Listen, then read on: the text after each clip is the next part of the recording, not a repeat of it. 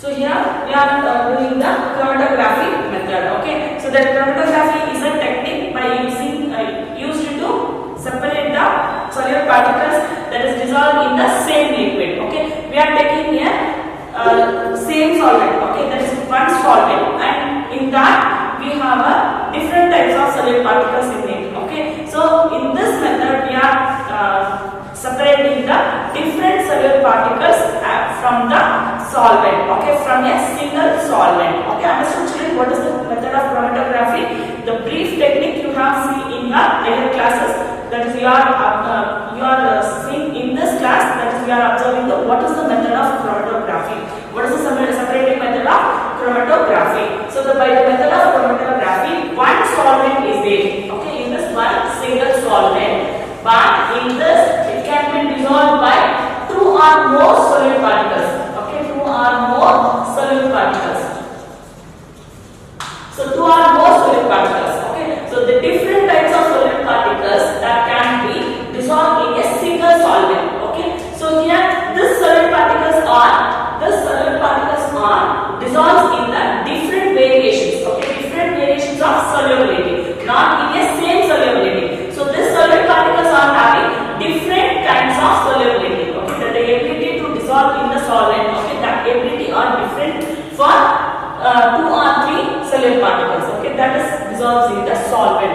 Okay, we can separate by using the method of chromatography. So we can separate these solute particles in a single solvent. Okay, we are separating the solutes. So 2-3 solute particles we can separating from the solvent. Okay, from a single solvent by the method of chromatography. For example, that is separation of dye from ink. Okay, so from a ink we are having dresses. Okay, in a single dress we have a different colors. Is it right, children?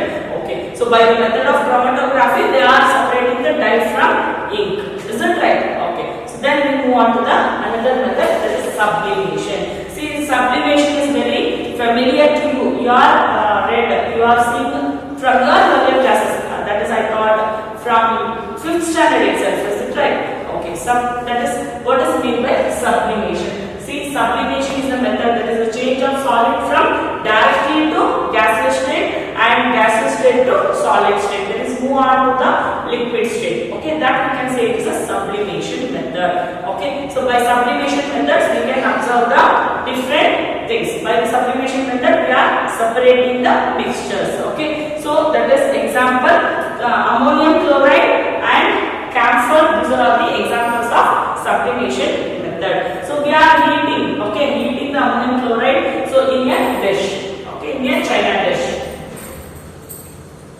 See, you saw this, no? You saw the diagrams of sublimation. You all know. So that is we are taking ammonium chloride on a china dish. Okay, so here we are heating this using a burner. Okay, we are heating this using a burner. So here we are heating this. Before heating, we can take an immersed funnel. Okay, inverted funnel on it. Okay, we are kept an inverted funnel on it. Okay, so and then we can close this end of the funnel by a cotton cord or a rubber cord. Okay, so while heating this ammonium chloride here it is separated by here the ammonia should be stayed on the walls of the funnel. Okay, so we can cool that funnel and we can observe this ammonia separately. Okay, so these are the methods we are separating the mixtures from by the sublimation method. Okay, so here we have a undissolved particle that is there. Okay, so these are the method. Okay, this is the method we are separating the mixtures from by the sublimation method. Okay, and we have the next method, that is we have separation of two immiscible liquids. Separation of two immiscible liquids. Okay, let us see one example for this. So what is mean by immiscible liquids? That two liquids doesn't mix fully. Okay, for example, oil and water. Okay, this is the example for separating, that is immiscible liquids. So immiscible liquids, you have a diagram in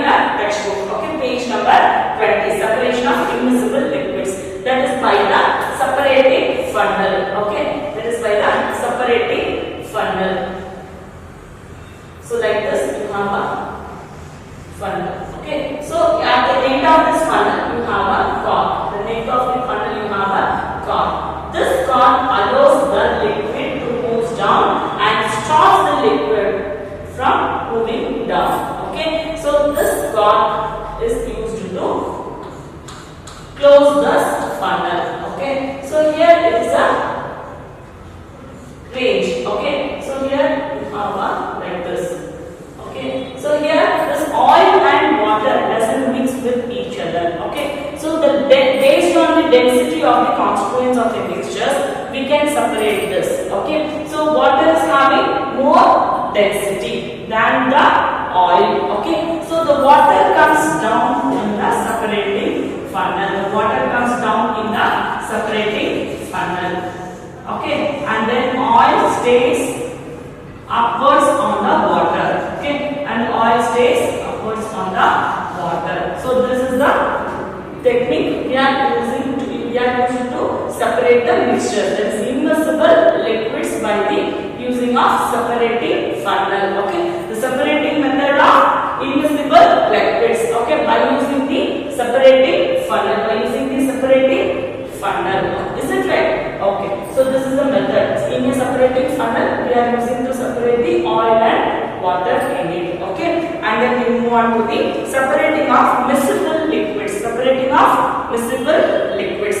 This also it is given in your textbook, the page number 21. Page number 21. Okay, so that is you have to separate the liquids, that is miscible liquids, in two methods. One is distillation method and another one is fractional distillation method. Distillation method and fractional distillation method. Okay, so by distillation method we can separate the liquids. Okay, that is mixtures in up to 25, that is more than 25 Kelvin. Okay, more than 25 Kelvin. The temperature of the liquids, the constituents which is present in the miscible liquids, that can be able to separates by the method of distillation, that is 25 above 25 Kelvin. Okay, so in below 25 Kelvin we have to separate it by the method of fractional distillation method. Fractional distillation method. Okay, so that is fractional distillation is a process of separating the mixtures. Okay, that is miscible liquids by distillation. In distillate, that is being collected in fractions boiling at different temperatures. Okay, so here the different temperatures is less than 25 Kelvin. So the above 25 Kelvin we can be separated by the distillation method. Okay, so the above 25 Kelvin we can be used to we can be used to separate by the distillation method. But in a distillation method we can't separate by the temperature based on the below 25 Kelvin of the constituents which is present in the mixtures. Okay, so here that is more than above 25 Kelvin we can use by the distillation method, and the below 25 Kelvin we can use by the fractional distillation. Okay, and what is meant by distillation method? That is a simple fractionating. Okay, that is we can be separating the process of distillation. Okay, that is we are heating the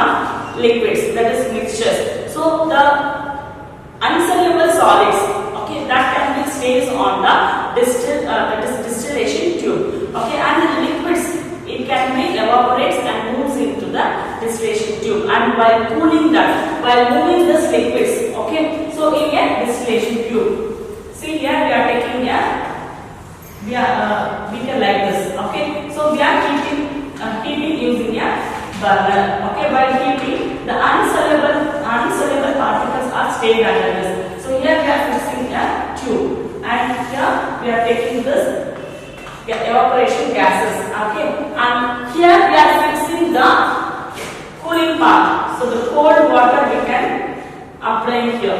Okay, so this is in and out. This is in and out of the cool water. Okay, that's cold water here we are applying. This gas should be coming to this distillation pipe. Here we are cooling this gas, and this gas can be converted into liquids, and this liquid can be stored here. Okay, in a beaker. Okay, so this is the method of that is separating the mixtures. That is immiscible liquids by the distillation method. Okay, and in fractional distillation we have fixing a fractionating tube. Okay, on the cork, using a cork, here we are fixing it. Okay, so that is we are separating the miscible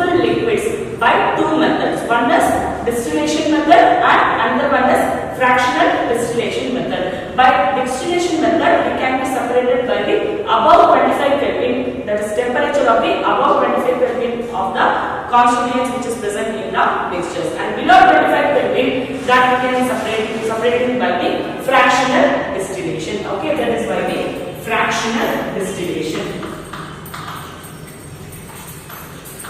Fractional distillation.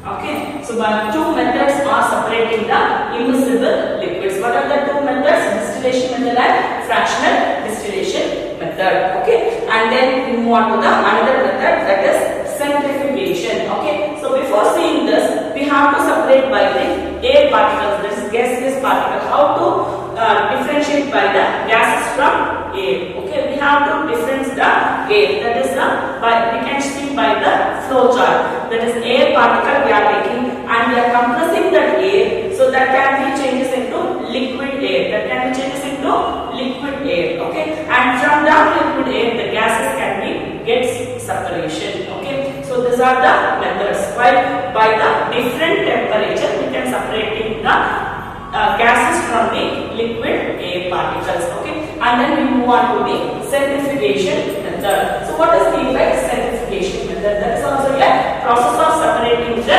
particles, that is liquid particles, centrifugation. So centrifugation is done by the machines. Okay, so if we have a mixture of suspended particles in liquid, that is a suspended particle. Suspended particle means you know about the suspensions. What is mean by suspensions? In a suspensions we can see the particles which is present in the liquid. We can see with our naked eyes. We can see the particles very easily in the suspensions, but not in the solutions. In a solutions we have a very small particles. Okay, that can be dissolved fully in the solutions. We can't see with our naked eyes, but in a suspensions we can see the particles which is present in the suspension liquids. Okay, so here also we are separating the suspended particles from the liquids. Okay, that is the method of centrifugation.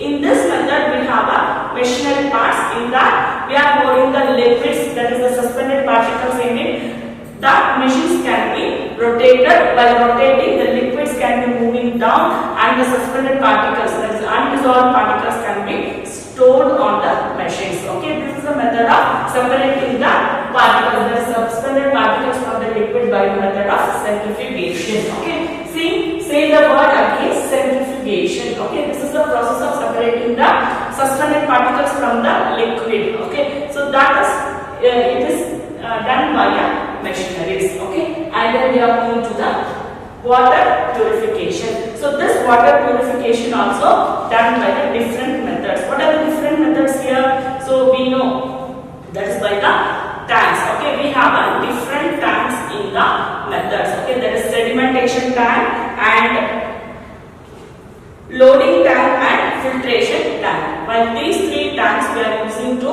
purification of water, the method of purification of water. In a drinking water we have a, that is impure particles are there. Okay, so we are seeing all the places we are having the purified water by the purification method. Can you observe inside that purification center we have a different tanks in it? Okay, in that can you observe that tanks, why they are fixing that tanks? Okay, to purify the water. In different tanks there is a method of purification of water. We have the three different tanks inside the purification center. Okay, so what are that three different tanks? One is sedimentation tank and then that is a loading tank and then filtration tank. Okay, so that is a picture is given in your textbook, page number 24. See, observe that picture, children. See the first sedimentation tank. Okay, in the sedimentation tank there is a solid particles. Okay, that is sand and any other solid particles which is mixed with water, that can be allowed to settle down in the sedimentation tank. Okay, and then we move on to the, after settling the solid particles and the water can be moving into the another part, that is loading tank. So here also there is a sediment. Okay, so there is a suspended impurities. The first part, that is a sedimentation tank. In the sedimentation tank there is a solid particles, that is sand or any other rock particles. It can be in the pure water, that can be, that rock particles are settled down on the sedimentation loading tank. In that loading tank, there is a suspended particles in the water. What is mean by suspended particle? Some are the particles which can be moving in there and here and there in the water. That particles can be stayed on the loading tank. Okay, and then after it can be moving into the water, that is filtration tank. In the filtration tank, there is a different particles are there to filter the water. Okay, so that is water, fine sand, gravel, coarse gravel. Okay, so it's little bit water. That is we can see the some of the particles in the salt water. No? So like that, so particles it can be filtered in the filtration tank. Then we are having the chlorination tank. Okay, so we are having the 4 methods of filtration process, that is cleaning of purification, water purification method. So here first one is sedimentation tank. There the rock particles are there, means it can be settled down on the sedimentation tank, and then it moves to the loading tank. In that loading, there is a suspended particles is there, means that can be settled down in the loading tank, and then it moves on to the filtration water tank. In that filtration water tank, all the small particles also it can be filtered in that filtration tank, and then it moves on to the chlorination tank. So then in chlorination, it can be killed. Okay, in the chlorination tank there is a presence of chlorine. So that chlorine particles can be killed the bacteria which is present in the water.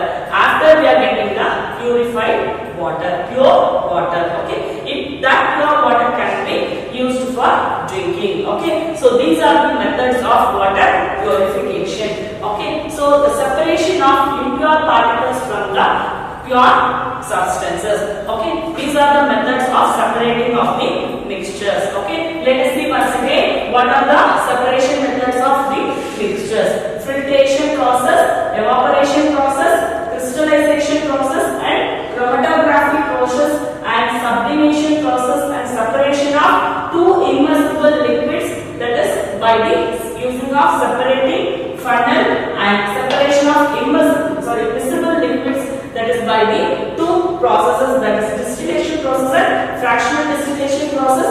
That is in distillation process there is a temperature of 25 degree above 25 Kelvin, and fractional distillation can be below 25 Kelvin. Okay, so the constituents in the mixtures that can be having below 25 Kelvin, we are separated by the fractional distillation, and above 25 Kelvin that can be separated by distillation process. And then we move on to the centrifugation process and water purification process by the separation of the methods. Okay, understood children, the separating methods of the mixtures. And then we move on to the another thing, that is I told in the first class, that is pure substances having 2 types of compounds or 2 types of pure substances. One is elements and another one is compounds. Okay, so we saw compounds.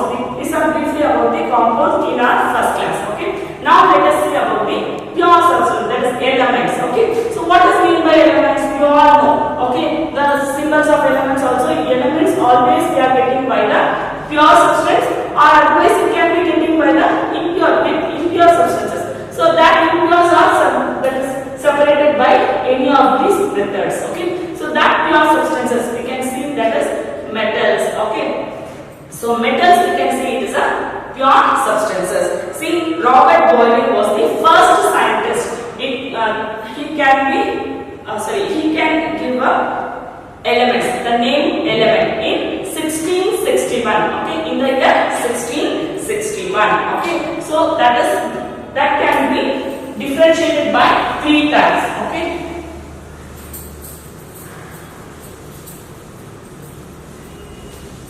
that can be differentiated by 3 types.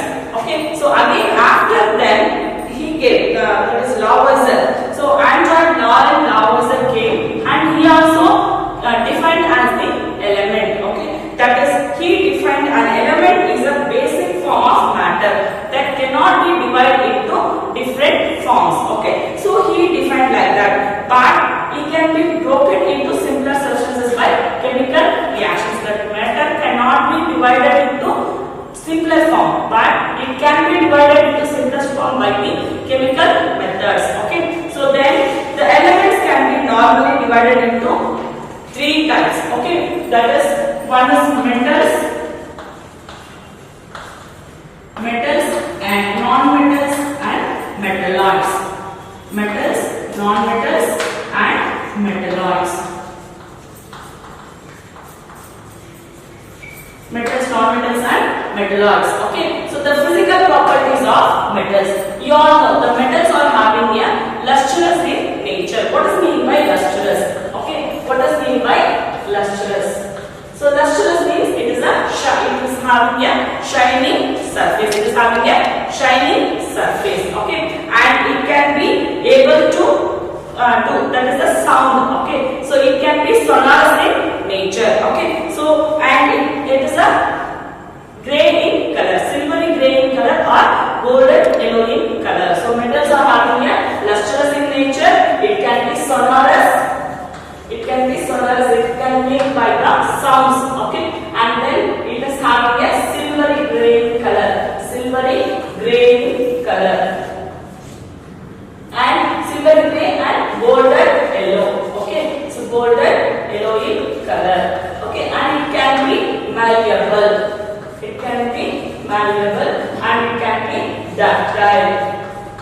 So what is mean by malleable and what is mean by ductile? So malleable means the metals, it can be beaten into thin sheets. Okay, so it can be beaten into thin sheets. We can make the metals into thin sheets. We are using the aluminium and some other metals we can make by the what the shape we can. Okay, so we want what the shape we want, that shape we can do it by the using of metals. Okay, we are using the utensils, that is iron, aluminium. Okay, so from that we can make by the thin sheets. Okay, then ductile. So what is mean by ductile? We can beat that is we can make this into make the metals into a thin wires. Okay, so malleable means it can be into thin sheets.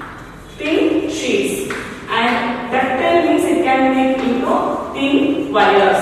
So that is, for example, copper. Okay, copper is a metal. We are making that into a thin wires by using in the electricity. Okay, using the electric field. And then we are using a gold. Okay, so we are having gold and silver. These are all we are using. So that also a metal. So that we can make this gold into a very thin wires. Okay, so the 2-gram gold can make into a 2-meter wire. Okay, so very most ductile metal we can say it is a gold. Okay, the most ductile metal is a gold. Okay, and most malleable metal is also a gold and silver. Okay, so but the other metals we can do is that can be broken easily comparing to gold and silver. Okay, so gold is a very ductile metal. Okay, then we move on to the non-metals. So these metals are very good conductors of heat and electricity. Metals are good conductors of heat and electricity. Good conductors.